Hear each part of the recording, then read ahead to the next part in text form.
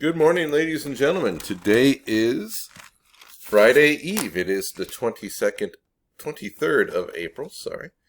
My good things for today are, of course, my family, Greta, Georgia, and Mrs. Bruner, and staying happy and healthy, and having enough of everything to meet my needs, and baseball, right? I'm wearing my Angels hat this morning.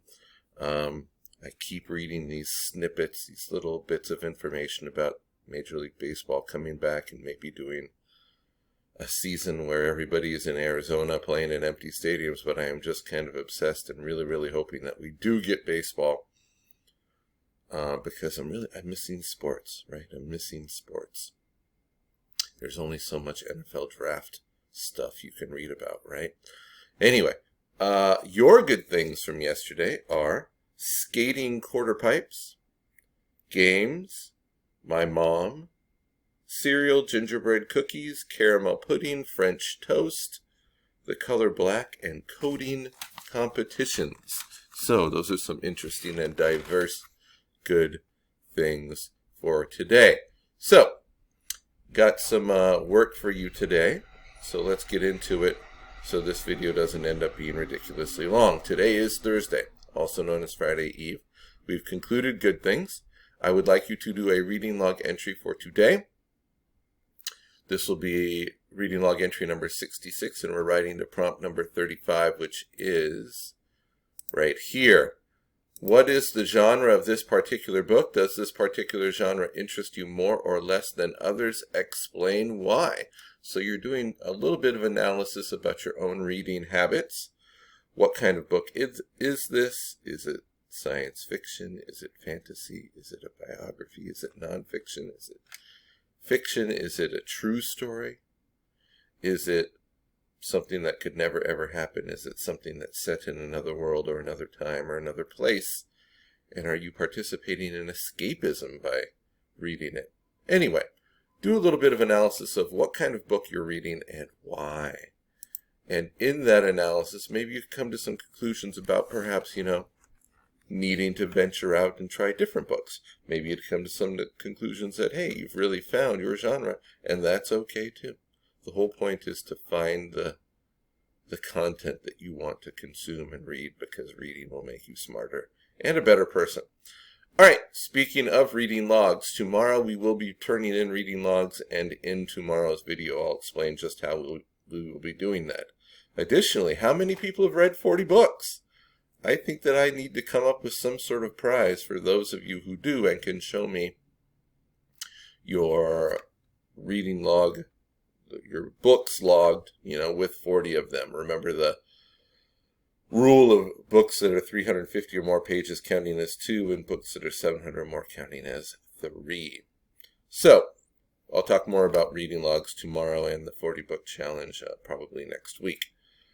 Also next week, looking at the assignment guide again now, we will be doing literally tests. There is a mechanism where I can shoot those tests out.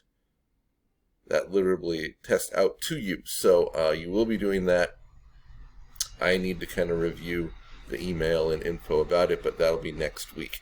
And this will be the last time that we do it. And not everybody will be doing it, but about half to a little bit more than half of you will be doing that. But that's next week. All right, the meat of what we are doing today. We are on teaching point number 11 for argument writing. Here is that teaching point. Know when and how to maintain a formal tone. Writers revise their writing to match the appropriate tone and style that best fits their audience. So, when you are writing a note to a friend or an email to a friend or a text to a friend, you're going to probably use a lot of emojis, right? You're going to use a lot of abbreviations. Instead of saying okay, you might just use the word K, right? Whereas okay is even a slangy little acronym itself, right? Meaning that things are fine or all right or whatever. Those are examples of informal tone, right? When you are writing an assignment, like this essay that you're creating, this argument essay, you need to focus on using a formal tone because it makes you sound like a grown-up. It makes you sound like an educated and important person who takes themselves seriously and what you're writing about seriously. You want to be thinking when you're writing this argument essay that this is something that could be published in adult-oriented, targeted media, like a newspaper, right? Like a serious blog that discusses serious things. So, and actually, if you're advocating for some change in a policy or something, or advocating that people do something, change would be your goal. And you're not going to create change by sounding like a slangy kid, right? You're going to create change by sounding like somebody who's educated and smart and convincing. Will be a key term for an argument essay. So, how do you do that? How do you identify your tone? How do you make sure that it's appropriate for what you're trying to accomplish? Well, I will send you this document. This has examples of formal and informal writing. Version 1. TV is good for you. I say TV is really good for you because you can watch shows that'll help you learn more. Do you agree? Just listen to me and I'll tell you all about the shows where you can learn about stuff like science and history and even boring stuff. Like last night I watched this show about what's under the ocean. Crazy! Turns out there are mountains, canyons, and all kinds of weird creatures under there. On Examiner.com it even says that TV helps kids go to cool places like Mount Everest. That's version 1. Version 2. Television is beneficial. One reason that television is beneficial is because television offers the opportunity for people to watch educational shows. The Discovery Channel and the History Channel are just two of the channels that offer shows that teach about science, history, math, and literacy. For instance, on Discovery Channel there was a documentary called Drain the Ocean, which used digital technology to show viewers what was under the water: mountains, plains, canyons, and strange, fascinating creatures.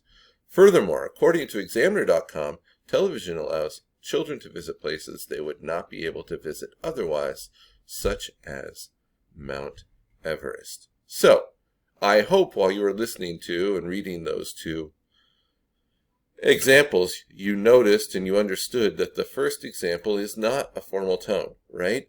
It's kind of slangy, it's informal, it kind of it's conversational, right? This sentence here, do you agree? The use of all caps and the word crazy as if they were shouting. Informal, right? It sounds like a kid wrote it.